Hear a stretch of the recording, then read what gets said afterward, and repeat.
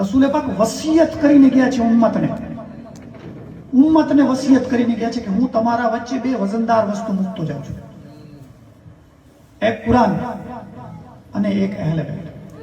બંનેને મજબૂતીથી થામી રાખજો, તમે ક્યારેય ગુમરાહ નહીં થાવ. અલ્લાહ રસૂલની વસિયત છે. આપણે કુરાનને મજબૂતીથી થામી રાખ્યું છે.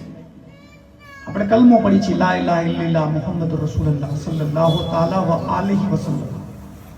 આપણે નમાઝ પઢીએ છીએ, આપણે રોઝા રાખીએ છીએ, આપણે હજ કરીએ છીએ, આપણે જકાત આપીએ છીએ.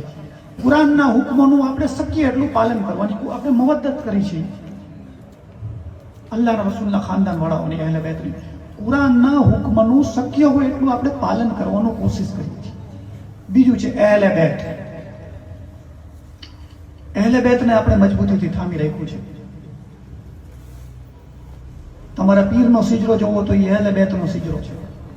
આપણે ગૌસે આઝમનું દામન થામી રાખ્યું છે.